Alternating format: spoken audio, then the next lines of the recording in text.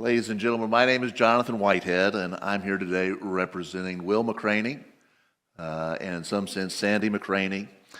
Will is the man whose career this case is about. Sandy is the woman who watched it happen, who watched her husband give 30 years to this denomination, and then watched people who ended it spend years trying to ensure that he could never come back. I'm a lawyer from Missouri. I'm also a Baptist, 9 months prior, as Gary was saying. So long history with Baptists. Over the next day or so, you're going to see and hear a lot of evidence. But what I say isn't evidence. But I do get a chance at the beginning to tell you what the case is about, what we think the evidence will show, and at the end, either I or someone else will have the chance to tell you what the evidence showed, the closing argument. But I want to start with the rule we're going to ask you to apply at the end of this case. And the rule is honesty. A ministry must be honest. And if a ministry, through employees acting in the scope of their employment, makes dishonest statements about another person, then it is responsible for all the harms and losses that it caused to that person. You probably knew that rule before you walked in here today. It's a biblical rule. It's a common sense rule. It's a legal rule. It applies to everyone. It protects everyone. The rule of honesty. Every pastor, every missionary, every layperson is bound to be honest. And if they make dishonest statements and it harms somebody else, they're responsible for all the harms and losses to that person. Let me tell you what happened in this case.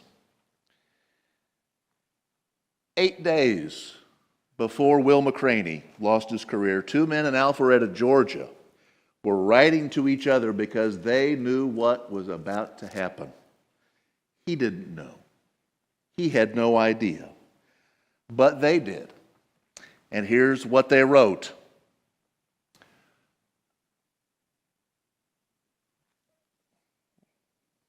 Let's look at the second one first.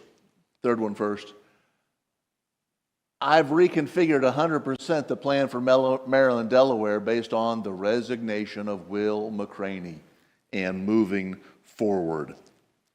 Then if he is removed, go back here.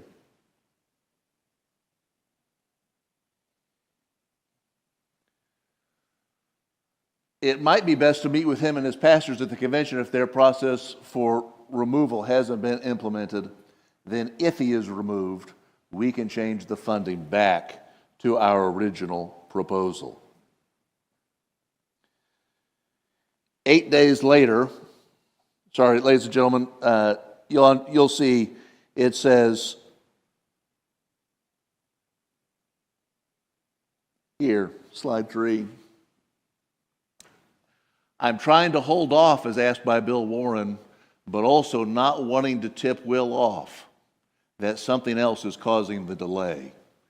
Thought it might be best to meet with him at his pastors at the convention if their process for removal hasn't been implemented. Then if he is removed, we can change the funding back to our original proposal. And you'll see Dr. Kevin Ezell responded, we want to be cautious until we know who the new guy will be. Ladies and gentlemen, that was 8 days before Will McCraney knew what was going to happen. While Will McCraney was still trying to reconcile. The meaning of these documents will become clear as we go through the process, so I want you to have those in mind. But there was a basic transaction in mind. The transaction that if we get Will McCraney fired, then we'll give you money. In fact, it was a $103,000 increase if we get Will McCraney fired. That was a transaction. Get the man fired, then they get the money. And 8 days later, it was done. And the morning after it was done, the same men exchanged the plan. June 9, I've done it. I've set the budget up for an increase. 9 days from the deal about the transaction to its execution. In a moment, I'm going to explain who all these people are and why these three documents matter as much as they do, but I want them in your mind as I do, because everything I tell you is a story about why this happened. Let me give you some background very quickly about the parties. The Southern Baptist Convention, you know, is the denomination of this church. The Southern Baptist Convention is incorporated in Georgia. They're not technically a party, but they're the national denomination. And one of their entities is the North American Mission Board. That's an SBC. We call them entities now. We used to call them agencies. Headquartered in Alpharetta, its job is church planting, and it funds that work by distributing millions of dollars. When Baptists put money in the offering plate, they send it as part of the cooperative program budget. Much of that money, I think roughly 25%, goes to NAM out of the national amount. And then NAM is supposed to use that money in cooperation with other Baptist organizations and plant churches and send missionaries. Kevin Ezell, the CEO and the other defendant, has been NAM's president since 2010. And then another person you'll need to know is Steve Davis. He was NAM's vice president for convention partnerships, the man who managed the financial relationships. Then another group that's not a party is the Baptist Convention of Maryland, Delaware. Dr. McCraney was their employee, their executive director when all this happened. The state convention is separate from the national convention. They have different geographic reaches, but they're totally independent groups. Baptists would call them autonomous. They have no power over each other. They're totally separate organizations. Neither of them are a church, only this is a church.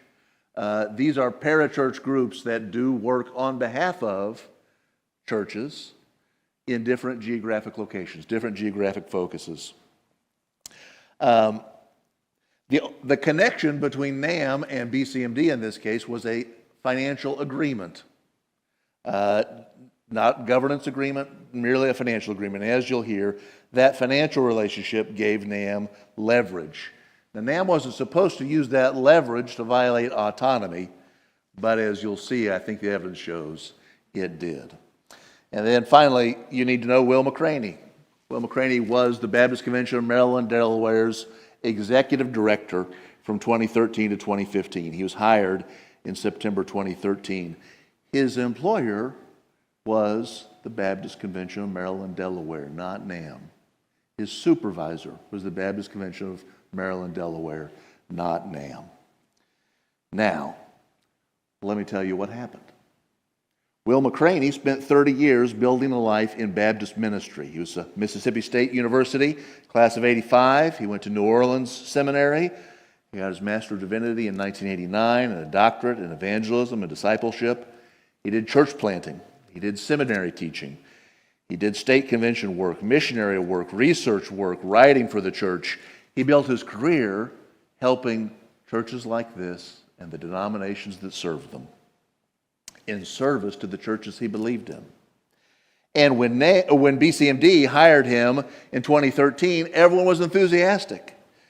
People said, great days ahead. People said, he is going to be good. A senior NAM executive told Will McCraney, you come highly recommended as a thoughtful church planting leader.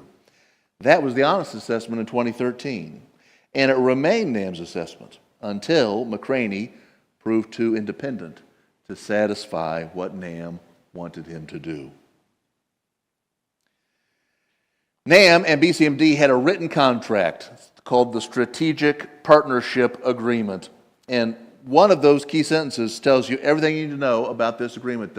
One of the core principles was the autonomy of the individual Baptist entities. And so NAM signed a contract that named BCMD's independence as a foundational value. If we're going to respect anything, it's going to be the autonomy of these individual entities. But BCMD under this agreement was supposed to run its own work. It was supposed to cooperate, but BCMD hired its own people. It set its own policies. If NAM wanted to end the agreement, it owed BCMD consultation with the executive director and at least 12 months' notice. That really was the control it gave, was that if you wanted to change things, you could amend it. in writing. If you wanted to give notice, you could, but that was all of its responsibilities. BCMD controlled what happened in its own house. But NAM decided that contract wasn't enough. Instead of McCraney making decisions for BCMD, NAM wanted McCraney to make its decisions. It wanted McCraney to run every hire, every program decision, budget line items through one question: what does NAM want? Not what does my employer want? What do my churches want? What does NAM want? And McCraney ultimately refused in some places. He said his job was to lead BCMD. BCMD's board backed him. Their own outside lawyer backed him. The contract backed him. And so NAM found another way. On December 2, 2014, NAM sent this letter to the BCMD. It purports to terminate the strategic partnership agreement, and it makes serious allegations. It accuses McCraney of serious and persistent disregard of the strategic partnership agreement, the contract, resulting in a breach and having willfully and repeatedly ignored its requirements. Those are serious accusations. They're legal accusations, in addition to biblical accusations. They're factual questions. Either you followed the contract or you didn't. And if you didn't, it would be a breach. And those are the kinds of accusations that you're a contract breaker that would seriously harm anyone's career, let alone a minister's career. But were they true? Take one specific example. One of NAM's accusations, you'll see later, was that McCraney made hiring decisions without NAM's approval, that he was, quote, disregarding NAM's process, close quote, and acting, quote, unilaterally, close quote. And there's a specific hire NAM pointed to, but this email, dated 2014 from Jeff Christofferson at NAM's, who's NAM's vice president for the Northeast region, was written in advance of that hire. And his words about the hire in question were, "We wholeheartedly endorse Joel as having the skill sets to move evangelism to where your heart is. He's a sharp and strategic thinker and would bring much to the table." So far from ignoring NAM's rule, McCraney had notified NAM, and NAM agreed with it in advance, and yet he was accused of acting unilaterally, and that was the major reason for terminating, giving notice of termination of the contract. The specific decision that NAM accused Will McCraney of making without authorization, NAM's own vice president had approved in writing, more than once. And that is the quality of NAM's accusations. The breach claims were dishonest because they were never meant to hold up to scrutiny or ever receive scrutiny by a jury like you. This was not a spiritual disagreement about doctrine. This was not about ministerial fitness.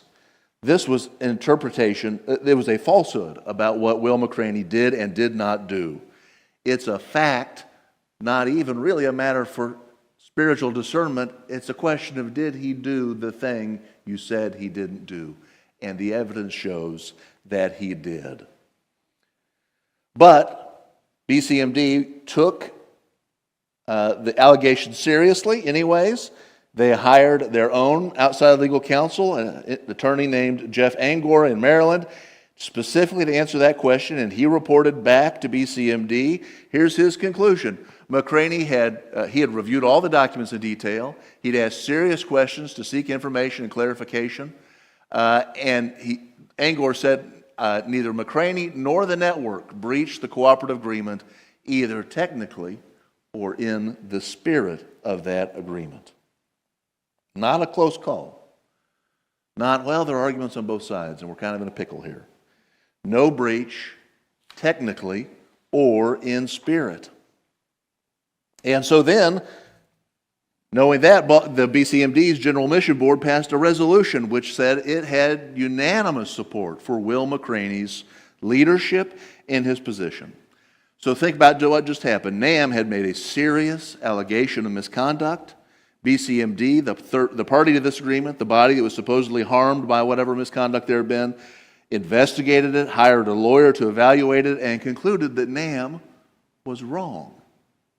the board stood unanimously with McCraney. So BCMD had examined NAM's claim and found them false. BCMD had made its judgment, and that was theirs to make. These were autonomous organizations. NAM doesn't get to choose BCMD's leader or its policies under the SPA itself. BCMD was supposed to administer its own strategic plan, but NAM refused to accept that agreement or that judgment. And a false accusation can't be a legitimate reason to seek somebody's firing or to break off a contract. Can't make up reasons to get out of your agreement. If BCMD's own outside counsel said there was no breach, technically or in the spirit, and if NAM had the emails approving the candidate hires, then NAM had no legitimate predicate for the financial pressure it was about to apply to the convention to get rid of Will McCraney. You don't have the right to hold funding for missionaries hostage for something that just did not happen. In March 2015, 2 months after BCMD's board stood unanimously behind McCraney, McCraney was trying to negotiate a new relationship. He was meeting with his board, and during that meeting, Kevin Ezell texted somebody in the meeting to let them know he was listening, he was watching, not for compliance, not trying to get this resolved, but the text message says, Kevin Ezell said that if Will or any of our staff board continue or start speaking negatively of NAM staff or as a whole, he would pull out of the talks and make sure that a quick opt-out is in any future agreement. So again, was it about compliance with the contract? No. It was about whether or not you were speaking nicely enough, whether you were overlooking their faults, whether you were agreeing with them. If you didn't say the right thing, NAM was going to pull your funding.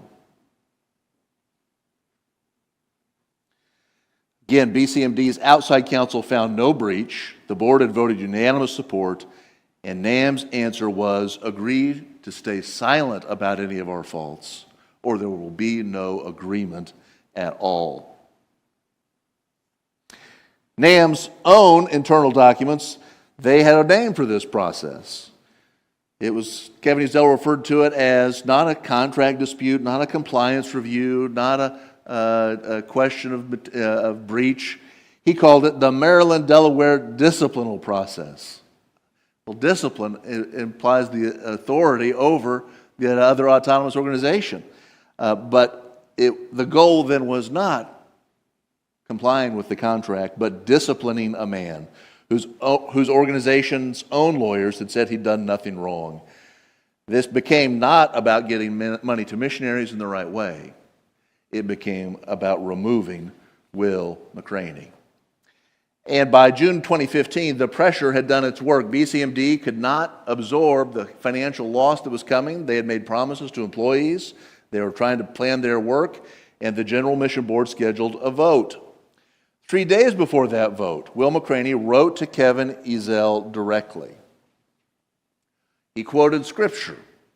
He offered to fly to Atlanta and sit across from Ezell and find a path forward, seeking biblical reconciliation. He asked Kevin Ezell's forgiveness for anything he had said that seemed in an unkind spirit. Ezell received that email. He forwarded it to BCMD's board chairman, the man who presided over the termination vote 3 days later, but he never wrote a word back to Will McCraney, and he never told Will McCraney what was coming next. Before that vote, the board members had been told something. You're going to hear or see testimony from at least 2 people involved with the convention, people who have no stake in Will McCraney's case. Steve Wolverton under oath will tell you NAM was going to withhold funds from BCMD for as long as McCraney remained executive director. Not until the contract was followed, but until he was pressured out. Clint Scott under oath, Kevin Ezell and the withholding of funds was a significant factor for Will McCraney's termination. The board voted McCraney was fired. And both of those witnesses will tell you, in addition to Dr. McCraney, that NAM's financial pressure was a significant cause of that vote. When one institution tells another autonomous institution it's not going to uphold its deal and will pull up to over $1 million a year until that man is gone, and then the man is gone, the causation is not speculation. The 2 witnesses told you that will tell you that the causation was clear. Now, we come to the documents I showed you earlier on. You you saw these before, you knew who they were. But again, Dr. McCraney had asked to meet with Dr. Ezell and NAM and talk about any issues that remained. But they knew what was coming. And so Steve Davis wrote, "I'm trying to hold off," as asked by Bill Warren, the president of the Maryland Convention, who they were working with, "but I don't want to tip off Will that something is causing the delay." 8 days before the vote then, Kevin Ezell and Steve Davis were exchanging emails about the plan for BCMD. And then the day after the decision on Dr. McCraney, the plan was already done. We already have this next year's budget plan. It was not a big deal for them, that because they knew what was coming, to know we're going to give the money back. And in fact, we're going to give them additional money, $103,000 increase, because what we asked them to do happened. What Bill Warren had agreed to get done happened. And then we can change the funding back to our original proposal. Fire the man, get the money we were supposed to give you back. That's not a contract dispute. It's not an honest performance question. It's a deal. It's close to extortion. Will McCraney knew nothing of this. While Davis and Ezell were refusing to meet, he was still working, still trying to save the institution he had been called to lead. He had no idea that the condition for BCMD's financial restoration had already been set down by men holding the lever. The morning after the vote, the deal was done. We refigured the 100% plan based on the resignation of Will McCraney, and we're moving forward. 9 days from the written deal to confirmation. The termination was not a response to an independent decision. It was the scheduled outcome of a coordinated effort by NAM. After McCraney was terminated, BCMD's board president signed a letter that he'd asked for in writing. Oops, don't have that. He asked for a letter, and the General Mission Board affirmed that it was not aware, either on the date of your resignation or today, of any allegation against you related to any illegal, immoral, or unethical behaviors or acts. The board that fired him under pressure from NAM said McCraney had done nothing wrong. No illegal conduct, no immoral conduct, no unethical conduct, none. But remember, NAM's 2014 December letter accused McCraney of serious and persistent disregard of the agreement and willful and repeated breach of the agreement. The board that ultimately accepted his separation in writing, though, said there was no such finding. If those accusations had any substance, BCMD's board could not have signed the letter. So while NAM had accomplished what it set out to do, to remove Will McCraney from the Baptist Convention of Maryland to Delaware, now it had a problem. Because Will McCraney knew the truth. He had not lied. He had not breached an agreement. He had not done anything immoral or unethical. BCMD's letter contradicted the story out of Alpharetta. So NAM had used one set of falsehoods to get him removed, but keeping Will out of the ministry and protecting what had been done required another set of falsehoods. And then as McCraney tried to rebuild, to find a new role in Baptist ministry, he found out that NAM had been there first or arrived shortly thereafter. Speaking engagements disappeared. Positions he was the leading candidate for closed without explanation, or with an explanation that pointed toward his Alpharetta.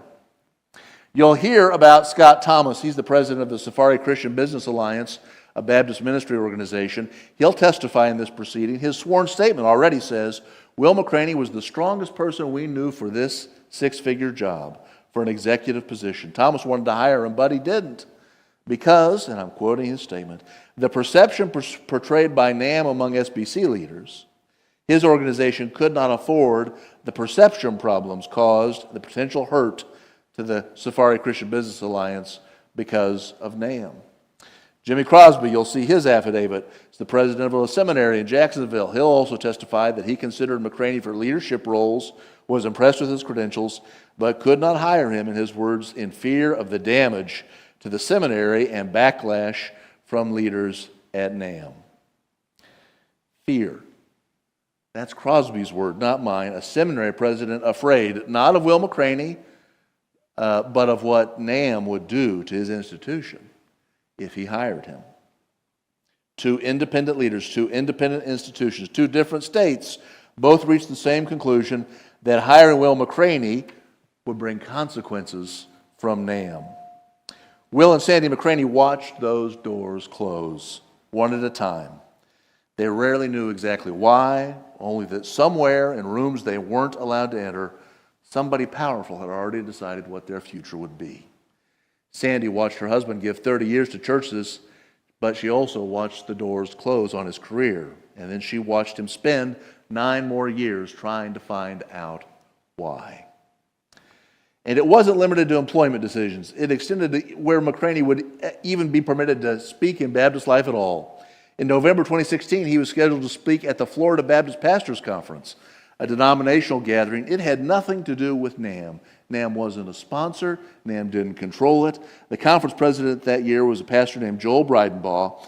And Breidenbaugh, in his sworn declaration, said Kevin Ezell contacted him through an area director, Jimmy Scroggins, and pressured him to disinvite McCraney from the conference.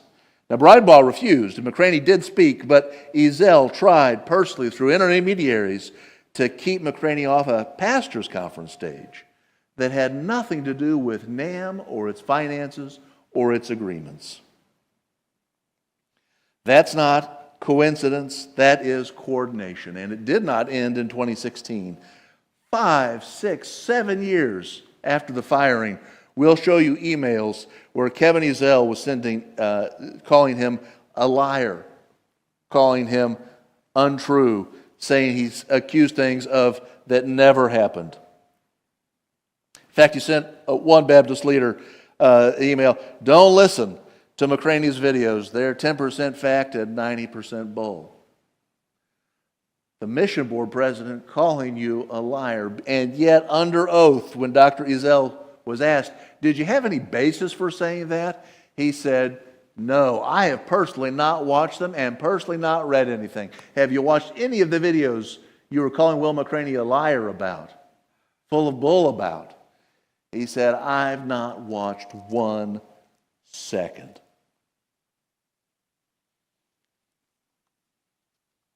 He had no basis, no personal knowledge about what he was saying because it didn't matter. What mattered was that people understood Will McCraney was a liar. So 5 years of calling him a liar and watching him keep talking, apparently that wasn't enough. At some point along the way, NAM decided they had to call Will McCraney dangerous.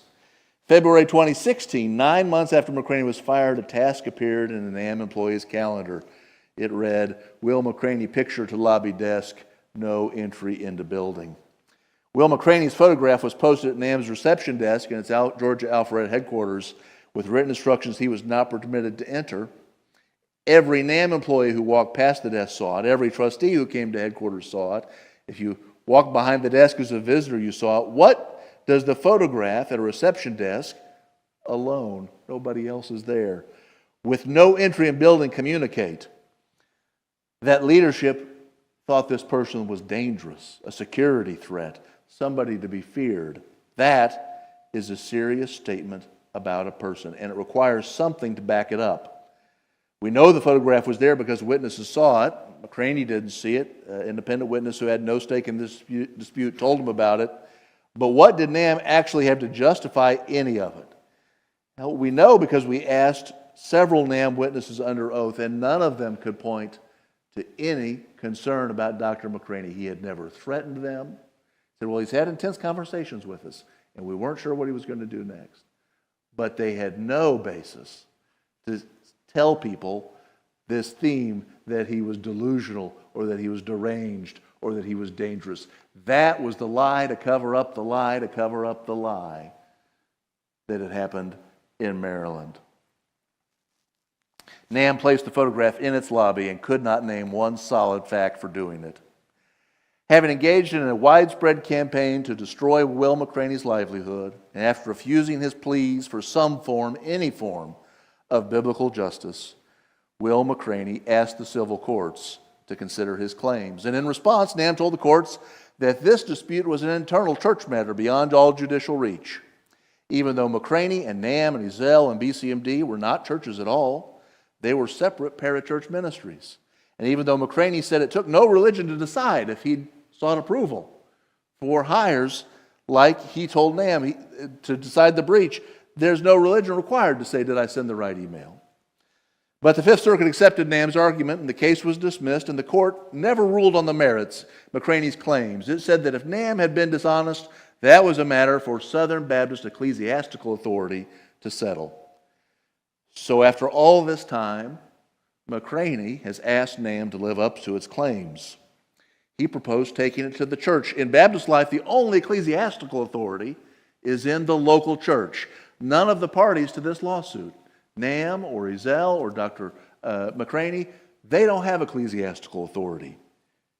You do. At the close of evidence, the presider will give you some instructions on two sets of findings. The first set applies civil law standards because NAM said even civil claims have to now be addressed by ecclesiastical authority, so we'll give you 4 counts. 1, NAM used financial coercion to cause the convention to fire McCraney, count 1. In December 2014, allegations of breach were false when made, count 2. NAM's campaign after the termination closed specific doors and employment, count 3. And NAM's post-termination statements that McCraney resigned, or that he was a liar, or that he was a dangerous, or that he refused biblical reconciliation were false. You don't have to be a lawyer to evaluate any of those. You just have to decide what the evidence shows. The second set of findings applies the standards of Scripture to the same evidence. The presider's instructions will walk you through these, but the core question are ones every Baptist believer can answer from their own formation in the faith. Is bearing false witness against a brother, making accusations you cannot support, that you know will harm him, is that consistent with what God requires? Proverbs 6 says lying is one of 7 things he hates. Is using institutional power to serve the gospel instead to destroy an independent minister who wouldn't submit his decisions to your control, consistent with what Scripture requires? 1 Peter says, lead the flock, don't lord over it. And as Kevin Ezell's documented conduct, everything I will show you in evidence, at the end of the evidence, is that consistent with what 1 Timothy and Titus require of men who lead Christ's people? Those will be the questions you'll ask, or you will answer. And again, the rule we're asking you to apply is honesty. A man's career was destroyed by false allegations. When those accusations didn't hold up, they were replaced with new ones. When those didn't hold up, they were replaced with security photographs and allegations of mental incompetency. When the courts closed, the campaign continued. 5 years after Will McCraney was fired, Kevin Ezell was still telling his ambassador network not to listen to Will McCraney, having not watched a single second of what he'd said. Every lie required another lie. The breach allegation fell apart, so they called him a troublemaker, and that didn't finish it, so they called him dangerous.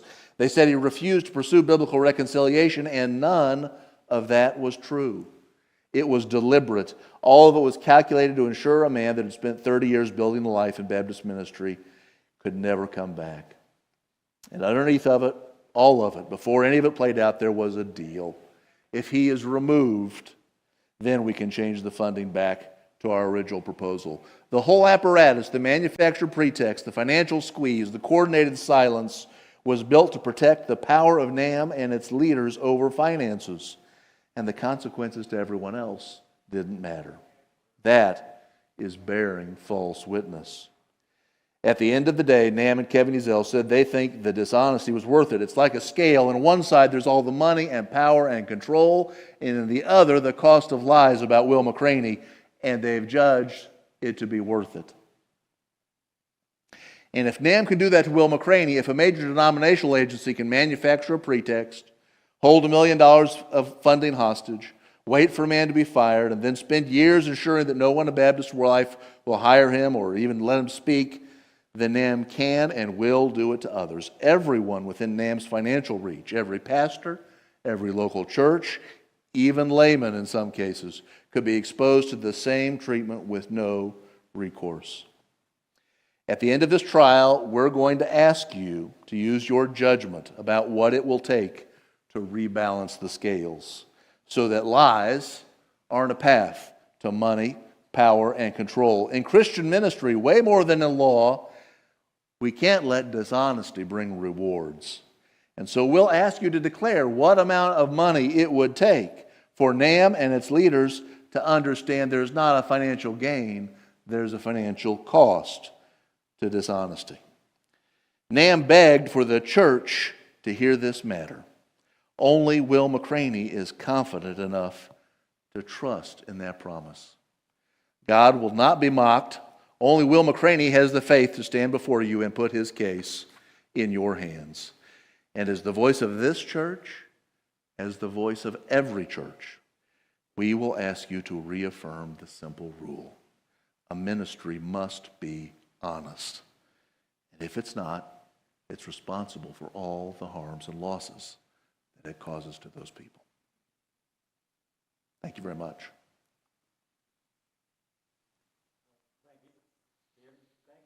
Let me just add a word or two more of instruction.